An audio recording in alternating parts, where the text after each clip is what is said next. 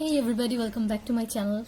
I am Tasfia from Tasfia by Tasfia and আজকে আমরা একটা ইজিয়েস্ট রেসিপি করছি যেটা হচ্ছে যে চা আমাদের আই থিঙ্ক সবারই পছন্দ। আমাদের প্রায় প্রতিদিনই নিশ্চয়ই খাওয়া হয়, একবার দুবার, অথবা যাদের বেশি পছন্দ তাদের হয়তো আরও বেশিবার খাওয়া হয়। অ্যান্ড আজকের ভিডিওটা এরকমও না যে আপনার দেখে মনে হবে যে অনেক স্পেশাল কিছু বা হচ্ছে গিয়ে খুবই প্রো টাইপের কোনো টি, মোটেই না, একদম সিম্পল নর্মাল টি। বাট এটা আমার মানে এটা আমি আগেও খেয়েছিলাম, কিন্তু হয় না কিছু ব্যাপার, মানে কিছু সময় যে একদম মনে হয় যে এই সময় খেয়ে আমার এইটা খুব মনে আছে। সো সেরকম হয়েছিল হচ্ছে গত বছর আমার ভার্সিটির একটা ভাইয়া, ওনাদের বাসায় গিয়েছিলাম। তো ভাবি মানে জান্নাত আপু অনেক ভালো চা বানায়। সো আপুর কাছ থেকে চাটা মানে টেস্ট করার পরে আমার খুবই খুবই ভালো লাগে। তারপর আপুর কাছ থেকে শুনে নিই যে কীভাবে বানিয়েছিল, বাসায় এসে ট্রাই করি, আমার খুবই ভালো লাগে, যদিও এটা অকেশনালি বানানো হয়।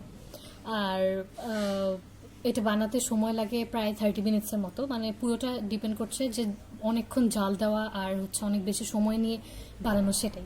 যেটা হয়তো প্রতিদিন করা হয় না, প্রতিদিন হয়তো 5 মিনিটে চা বানানো হয়। আপনাদের কয় মিনিটে চা বানানো হয় জানাবেন, নর্মাল রেগুলার টি।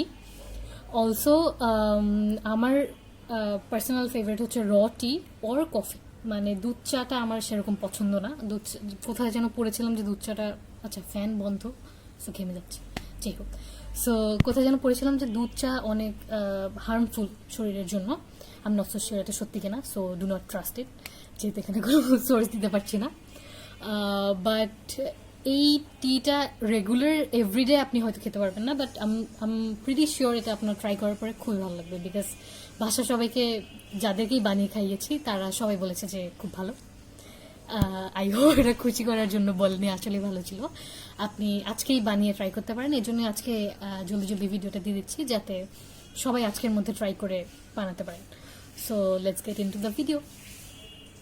সো চুলায় বসিয়ে দিয়েছি চায়ের হাঁড়ি। আপনি যদি চা বানিয়ে থাকেন প্রতিদিন তাহলে চায়ের হাঁড়িটা চিনবেন, একটু এরকম চায়ের দাগ দাগ হয়ে যায়। আর না হলে আপনি বাসায় কাউকে আস্ক করতে পারেন যে চায়ের হাঁড়ি কোনটা। অ্যান্ড দেন সেটাকে চুলায় বসিয়ে সেটার মধ্যে আমরা অ্যাড করব লিকুইড দুধ। বাসায় যদি লিকুইড দুধ না থাকে তাহলে আপনি পানি গরম করে সেটার মধ্যে গুঁড়ো দুধ দিতে পারেন।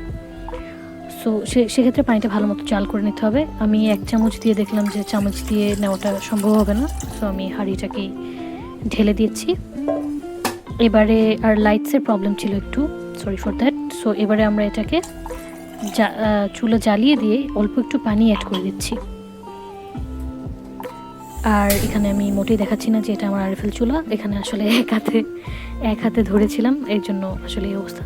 সো এটা মোটামুটি যখন এভাবে ফুটে যাবে একদম, আমরা এটাকে বলক বলি, বলক উঠে যাবে যখন, তখন জালটা একদম কমিয়ে দেবো, কিন্তু বন্ধ করব না, কারণ এটাকে আমরা অনেকক্ষণ জাল করব। সো ফার্স্ট স্টেজে আমরা প্রায় 10 মিনিটের মতো বা 5-7 মিনিটের মতো দুধটা জাল করব। তার মধ্যে এখানে দিয়ে দেবো হচ্ছে গুঁড়া দুধ 2 চামচ পরিমাণ। এখানে আমি বানাচ্ছি প্রায় 3 কাপের মতো চা, সেজন্য দিয়েছি। আর দুধ দিয়েছি প্রায় 1 মগের মতো। সো তারপরে অনেকক্ষণ জাল দেওয়ার পর মোটামুটি এরকম অবস্থায় এসছে। আর মাঝখানে আবার আমি চুলা বন্ধ রেখে পাস্তার প্রিপারেশন নিচ্ছিলাম, সো এর জন্য হচ্ছে ওরকম রিয়াকশানটা বোঝা যাচ্ছে না এখানে। সো এবার এখানে দিয়ে দিচ্ছি 1 চামচ, পুরোপুরি 1 টেবিল চামচের মতো চা পাতা, যে কোনো চা পাতা ইউজ করতে পারেন। এবার এটাকে একটু নেড়ে দেব। আর চুলা অন থাকলে এমনি এটা ভালো মতো মিক্স হয়ে যাবে। আমার আসলে মাঝখানে চুলাও বন্ধ ছিল, একসাথে কাজ করতে গেলে যা হয়। আর হচ্ছে দিয়ে দিচ্ছি দারচিনি ভেঙে এবং এলাচ মাঝখান দিয়ে কেচি বা ছুরি। সো জালটা একদম কমিয়ে রেখে এই কাজগুলো করতে হবে। তারপরে আবার একটু টি ব্যাগ অ্যাড করে দিলাম, মনে হচ্ছিল যে দরকার। সো এরপরে আমরা জাল করব প্রায় 15 মিনিটের মতো। বেশ অনেকক্ষণ, দেখতে পাচ্ছেন বেশ অনেকক্ষণ জাল করেছি।